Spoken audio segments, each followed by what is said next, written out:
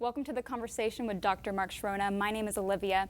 We are continuing an ongoing conversation that discusses topics and questions that millennials are facing regarding Christ, the church, and the culture. This is an absolutely important conversation to have as a millennial. So without further ado, let's get started with the conversation.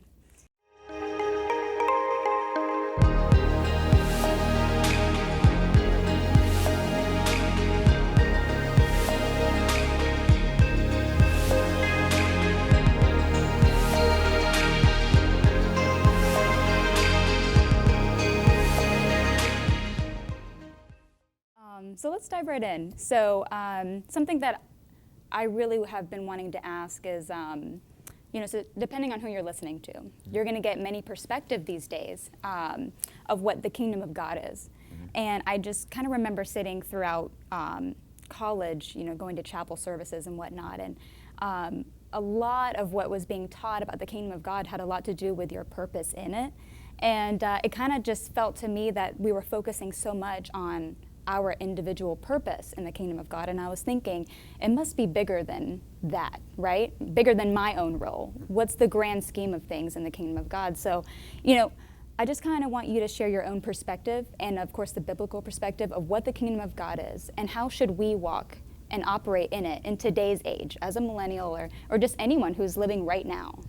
So the big picture of the kingdom of God. If you were to ask a theologian, what is the kingdom of God? The generic answer from a theologian's perspective would be the reign, the realm, and the rule of God. Okay. So the reign, the realm, and the rule of God. Well, that's a pretty expansive, the reign of God. Well, God reigns. And the realm of God, where is God's reigning? Well, it's everywhere.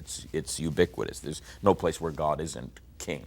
Okay. And then the rule of God is the government of God. So oftentimes when we speak of the kingdom, we want to think in terms of the way the biblical narrative talks to us about God and his governing of our lives and his governing of creation with us, because we share with him in the governing of creation. If we understand the primary narrative from Genesis 1, 2, and 3, it's a narrative that reveals that God has made us to be royal and to bear his image. We know there was a fall, and that all the work of redemption, which begins with Abraham and the new community, is designed to reveal to others what a community that is governed by God through Christ, as it relates to the gospel, looks like on the earth, what God's original intention was, what God's ultimate intention is.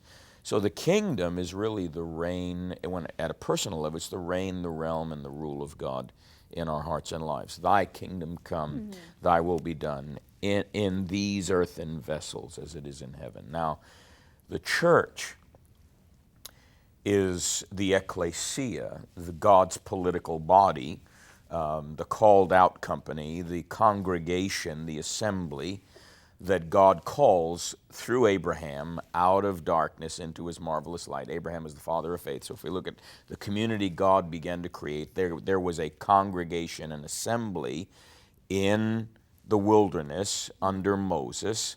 So the term ecclesia that Jesus uses in Matthew 16 as it relates to the church, it's also the word congregation, but it doesn't appear all of a sudden in Matthew 16. Okay. So it has its roots in the Septuagint in Moses, the congregation under Moses. So when we hear about Stephen making his defense when he's stoned about the church in the wilderness, we're dealing with this body of people that are the visible expression to others of how God governs in the earth through a company of people that are to be a company of royal priests, prophets, and kings. Okay. So if you got a kingdom, you got to have a king.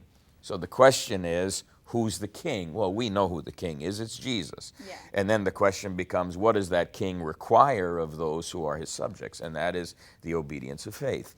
And so the church, God's congregation, God's assembly, God's political called out company, that ecclesia, is God's visible expression in the earth of the kingdom. Now, the kingdom is bigger much bigger than the church, but in the earthly arena, the church is the visible expression of that kingdom. Okay. And that kingdom, if we want to make it really practical, is all about relationship. Yeah, okay. And relationships involve face-to-face.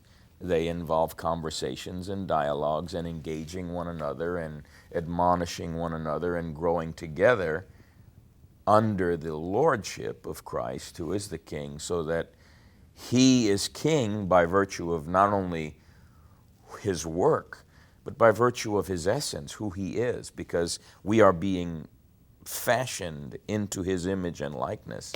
And so he's not like any earthly king at all. He didn't build his empire on shedding other people's blood. He shed his blood as an act of prophetic awareness. Not only am I becoming sin, I'm letting you know I'm going to end violence in what I assume in my person, to say this is not the way the Father and I intended for earth to be. So I want to raise up a company of men and women that are governed by my Spirit so that they understand this is how life is done in the kingdom of heaven.